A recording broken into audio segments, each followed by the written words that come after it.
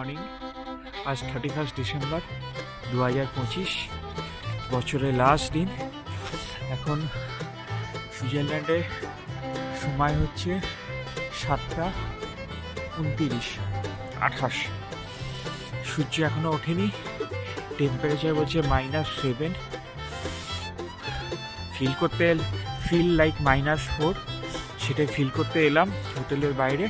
এবার আমরা ব্রেকফাস্ট করবো এবং প্যারিসের দিকে রওনা দেবো 8:30 নাগাদ।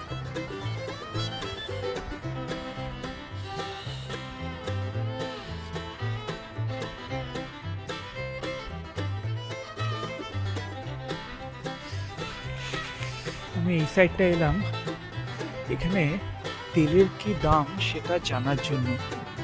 ট্রাই করি একবার পাই কিনা।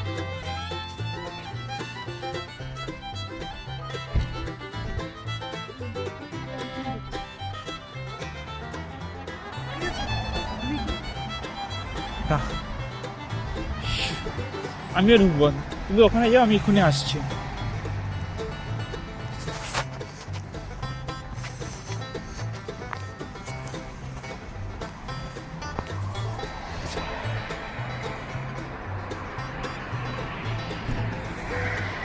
$17.9, $17.1, বাস এটা দেখ।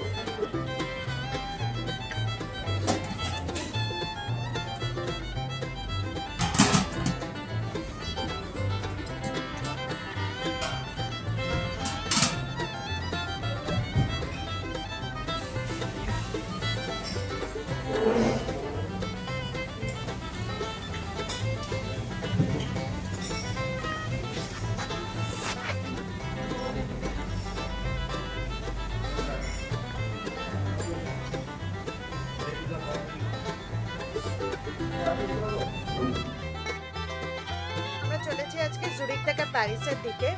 তো জুরিক থেকে প্যারিসে 3 ভাবে যাওয়া যায়, ফ্লাইটে বা বিমান পথে অথবা ট্রেনে, আর লাস্ট অপশন কোচে। তো আমরা কোচে যাচ্ছি। এই পথে ডিস্টেন্স পড়বে প্রায় 650 কিলোমিটার মতো। সময় লাগবে 9 থেকে 11 ঘন্টা। কিন্তু ফ্লাইটে গেলে সব থেকে কম সময় লাগে, ভাড়া অবশ্যই বেশি থাকে। আর এখন ক্রিসমাস টাইম বলে ভাড়াটা অনেকটাই বেশি ছিল। ইউরেলে কাটা যেত, বাট আমরা টাইমটা মিস করেছি। এই সময় কাটলে এদের ডাইনামিক ফেয়ার, তো ভাড়াটা বাড়তে থাকে। আদারওয়াইজ ইউরেলও একটা অপশন ছিল, কিন্তু আমরা নিতে পারিনি। তো সে কারণে আমরা ভাবলাম যে এই পথটাও এনজয় করা যাক। তো এই পথে বেসিক্যালি প্রথম দিকটা থাকে সুইজারল্যান্ডের সবুজ পাহাড়, অনেক টানেল, হাইওয়ে আছে, খুব সুন্দর সুন্দর ছোট ছোট গ্রাম আছে। দেখা যাক কতটা ভালো লাগে, কত কিরকম লাগে, আপনাদেরও দেখাবো সেই সাথে। এরপরে রয়েছে সুইজারল্যান্ড থেকে ফ্রান্স, সেই সাথে দেখার ইচ্ছা আছে। কিছু প্রবলেম করে ক্রস করবো বাই কোচ, সেটাও একটা দেখার ইচ্ছা আছে, কিছু প্রবলেম হলো কিনা বা কিছু হলো কিনা।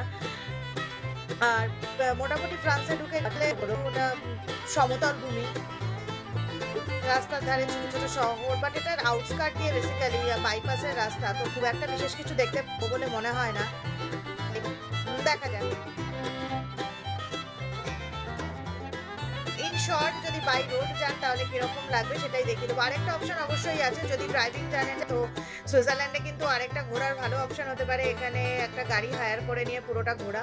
তো সেক্ষেত্রে আপনারা সুইজারল্যান্ড থেকে প্যারিসে বাই কার ড্রাইভিং করে যেতে পারেন।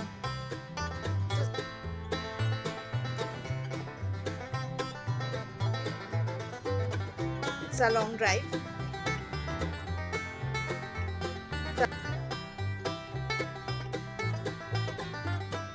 আর একটা মজার কথা এখানে আসার পথে জানতে পারলাম, সুইজারল্যান্ডে এতটাই নাকি বাংকার করা আছে কি এখানে যদি বাইরে থেকে কেউ অ্যাটাক করে বা যুদ্ধ হয়, এখানে এক গোপন রাস্তা, যেটা অনলি সুইস পার্সনরা জানে, তারা সেখানে হাইড করতে পারে।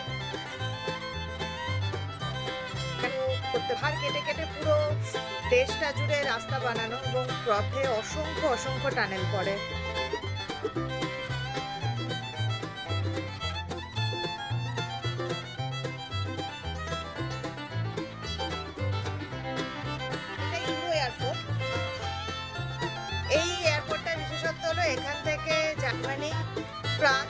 সুইজারল্যান্ড, 3টে জায়গায় যাওয়া যায়, তাই এটাকে বলে ইউরো এয়ারপোর্ট। Euro airport.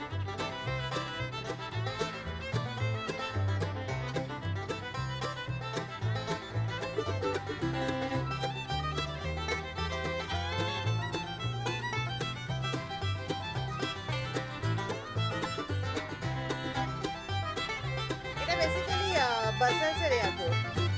তো এখান থেকে নিয়ারেস্ট হচ্ছে মানে 3টে দেশের জন্য বেসিক্যালি এটা কাজ করে, ফ্রেঞ্চ সেক্টর, সুইস সেক্টর আর অবশ্যই জার্মানি।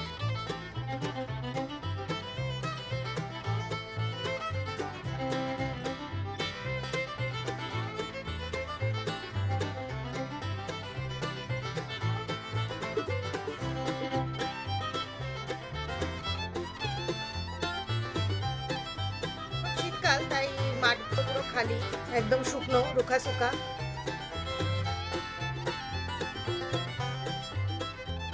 দূরে বেশ মাঝে মাঝে চার্চ বা ক্যাসেল দেখা যাচ্ছে।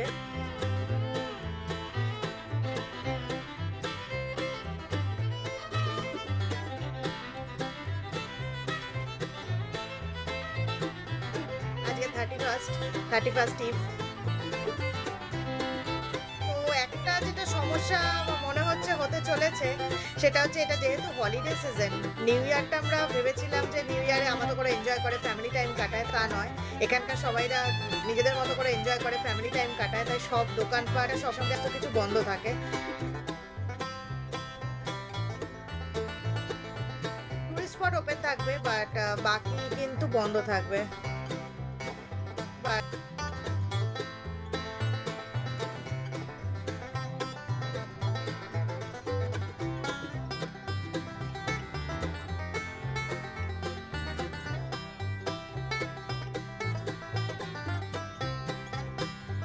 ফ্রান্সের প্যারিস শহরের কথা পড়েছিলাম ছোটবেলায় ক্লাসে, পথে প্রবাসে, অন্নদা শঙ্কর রায়ের এক বিখ্যাত ভ্রমণ উপন্যাস পথে প্রবাসে। সেই সূত্রে মানে সেখানে ছিল কিভাবে সুয়েজ খাল পার করেছিলেন লেখক, এবং সেটা পড়ে এতটাই আনন্দ পেয়েছিলাম যে সেই সময় লাইব্রেরি থেকে তুলে পড়েছিলাম পথে প্রবাসে। সেই পথে প্রবাসেরই একটা অংশ বলে শোনাই। ফরাসিদের প্যারি নগরীর নামে পৃথিবীর শুদ্ধ লোক মায়াপুরীর স্বপ্ন দেখে। আরব রাজনীর বোগদাদ আর কথা সাহিত্যের প্যারি উভয়েরই সম্বন্ধে বলা যায়, অর্ধেক নগরী তুমি অর্ধেক কল্পনা। পৃথিবীর ইতিহাসে প্যারির তুলনা নেই। 2000 বছর তার বয়স, তবু তার চুল পাকলো না। কতবার তাকে কেন্দ্র করে কত দিগ্বিজয়ী সাম্রাজ্য বিস্তৃত হলো, কতবার তার পথে পথে সাম্য, মৈত্রী, স্বাধীনতার রক্তগঙ্গা ছুটল।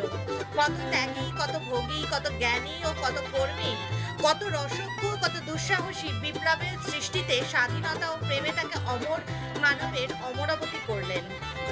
সাহিত্যে, চিত্রকলার ভাস্কর্যে, নাট্যকলার সুগন্ধি শিল্পে, পরিচ্ছদ কলায়, স্থাপত্যে ও বাহ্যকলায় সে সভ্যত জগতের শীর্ষে উঠল। প্যারি তো আধুনিক সভ্যতার সত্যিকারের রাজধানী, অগ্রসরদের তপস্যা স্থল, অনুসারকদের তীর্থ। এর একটি দ্বার প্রতি দেশের কাঞ্চনবান সদ্ভোগ প্রার্থীদের জন্য খোলা, অন্য দ্বারটি প্রতি দেশের নিঃসম্বল শিল্পী, ভাবুক, বিদ্যার্থীদের জন্য মুক্ত। একদিক থেকে দেখতে গেলে প্যারি রূপজীবিনী আমেরিকার টুরিস্টদের হিরে জহরতের সর্বাঙ্গে ধরা পড়েছে, তবু জাপান, অস্ট্রেলিয়া, আর্জেন্টিনা থেকেও শৌখিন বাবুরা আসেন এর দোরগোড়ায় ধর্ণা দিয়ে একটা চাউনি বা একটু হাসির উচ্ছিষ্ট কুড়াতে। অন্যদিকে দেখতে গেলে প্যারি অন্নপূর্ণা, সর্বদেশের পলাতকদের আশ্রয়দাত্রী। তার জাতিবিদ্বেষ নেই। সে পোল, রুশ, রোমানিয়ার শ্রমের বিনিময়ে অন্ন দেয়। নিগ্রোকেও শ্বেত সেনার নায়ক করে, এবং নানা দেশের যে অসংখ্য বিদ্যার্থী তার প্রাঙ্গণ ভরে গেছে, তাদের কত বিদ্যার্থীকে যে বিদ্যার সঙ্গে জীবিকাও যোগায়। পৃথিবীর অন্য কোনো নগর দেখতে পৃথিবীর এত দেশের এত টুরিস্ট আসে না। প্যারি দেখতে প্রত্যেক বৎসর কয়েক লক্ষ বিদেশি আসে। তাদের 15 আনা আমেরিকান ও ইংরেজ। আমেরিকানদের চোখে প্যারি হচ্ছে ইউরোপের রাজধানী, আর ইউরোপের লোকের চোখে প্যারি হচ্ছে লাগুন, ভিয়েনা, বার্লিন, মস্কোর চেয়েও আন্তর্জাতিক। আমেরিকান বিদ্যার্থীদের প্যারি ছেয়ে গেছে, আর ইউরোপের নানান দেশের বিদ্যার্থীদের কাছে প্যারি তো চিরকাল আমাদের কাশির মতো কালচার বিট। শুধু কাশি নয়, কামরূপও বটে। যে রাজ্যের রোমান্স পিপাসু এই নগরীতেই তীর্থ করতে আসে। আয়তনে লোকসংখ্যায় প্যারি লন্ডনের প্রায় অর্ধেক, কলকাতার প্রায় 3 গুণ। আজকালকার দিনের একটা শহরের সঙ্গে আরেকটা শহরের বাইরের যে তফাৎ, সেটা ছোট ভাইয়ের সঙ্গে বড় ভাইয়ের তফাৎ। বয়স ও বৃদ্ধির 19-20 থাকলেও পারিবারিক সাদৃশ্য উভয়েরই মুখে। প্যারিতে ট্রাম, বাস, ট্যাক্সি, ধোয়া, কাদা, বস্তি, ব্যারাক, লন্ডনের মতো সমস্তই আছে, কিন্তু মোটর গাড়ির সংখ্যা বেশি। মরিগুলো কিছু স্বাধীনকরণের, কাদাটাও কিছু গভীর ও গাঢ়। মোটের উপর প্যারি লন্ডনের মতো ফিটফাট নয়, বেশ একটু নোংরা, অনেকটা বেশি গরিব। উঁচু দরের বাস্তুকলা ও তার সঙ্গে কয়েকটি প্রাসাদে সৌধে লন্ডনের সৌষ্ঠব তার অধিকাংশ বাড়ির নেই। ঐতিহাসিক প্রাসাদ সৌধের ছবি দেখে প্যারিকে যা ভাবি, সর্বসাধারণের বাসগৃহ দেখলে সে কল্পনা ছুটে যায়। কিন্তু প্যারির আসল সৌন্দর্য তার প্রশস্ত সরল রাজপথগুলি, তার বৃহৎ চতুষ্কোণ প্লাসগুলি আর শক্ত সেতু বেষ্টিত সর্পিনী নদীটি। সর্পিনীর 2 রসনার মতোই সেই সেন নদীর 2টি অর্থের মধ্যবর্তী দ্বীপটি এবং নগরীর 2 উপান্তে প্রমোদ্যান দুটি। প্যারিতে লন্ডনের মতো পার্ক বিরল,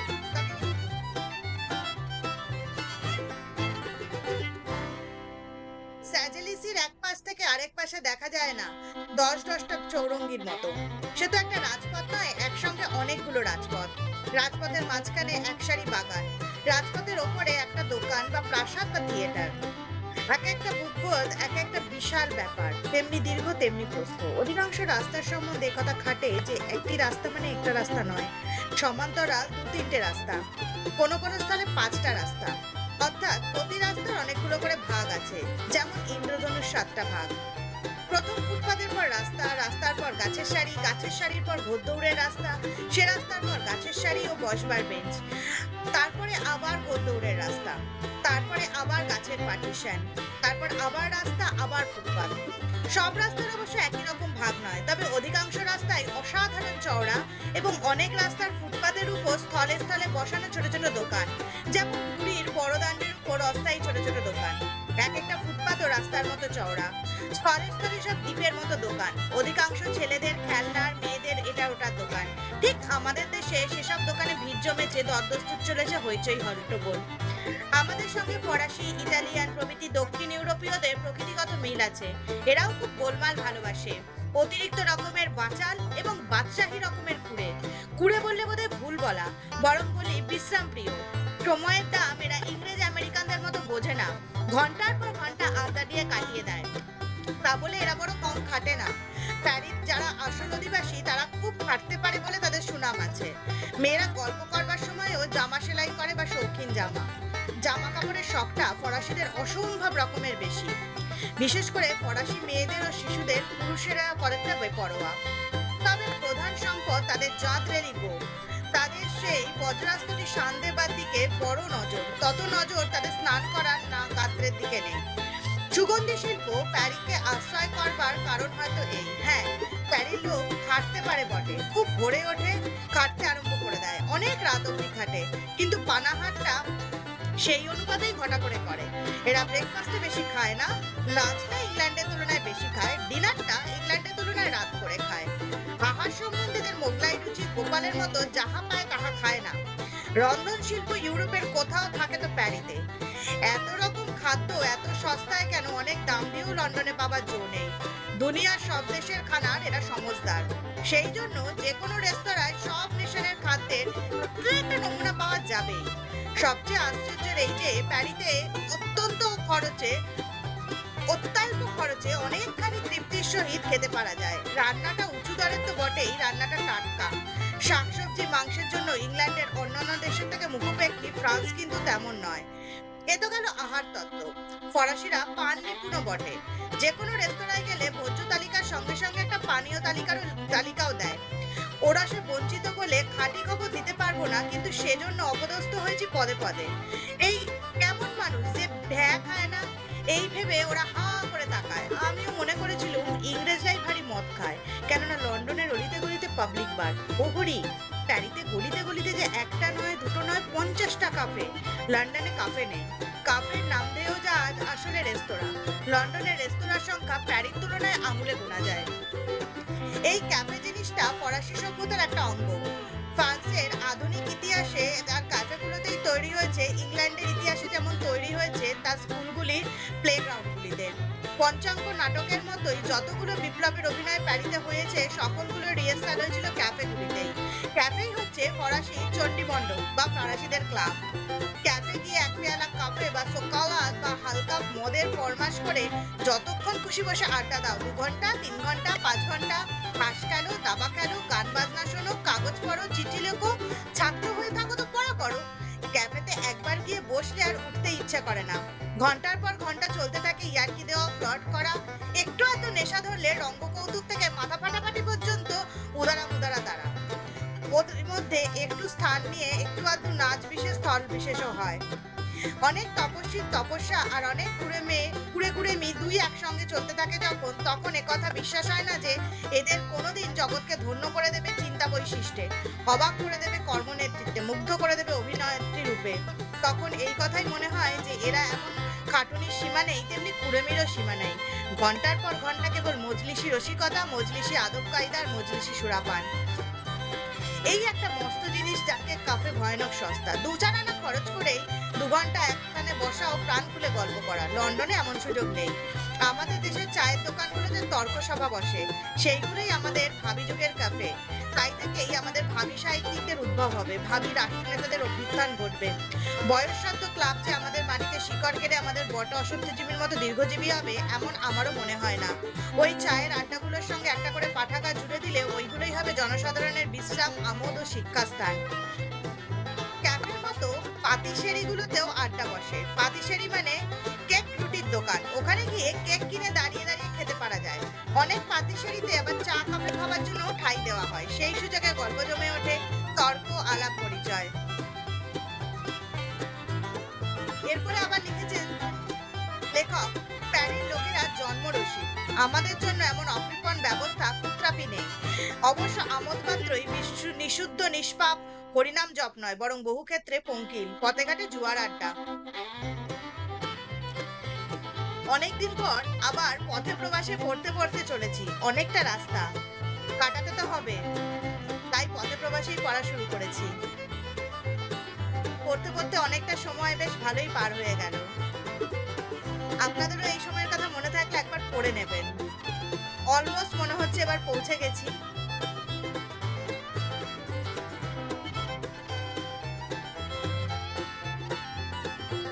এই যাত্রাপথ আমার তো এখনো অবধি একটু বোরিংই লেগেছে। সঙ্গে বইটা ছিল বলে রক্ষে ভালো লাগলো, ভালো অনেকটা সময় পার হলো। আরেকটা ব্যাপার হচ্ছে বাসে কিন্তু জার্নিটা সেভাবে বোধ করিনি। এতটাই স্মুথ এখানকার রাস্তা, বা এতটাই স্মুথ চলেছে, কোনো জার্কিং নেই বা কোনো প্রবলেম হয়নি। গল্প করতে, বই পড়তে বা ঘুমাতে কোনটাতেই কোনো প্রবলেম হয়নি, বরং ভালোই লেগেছে।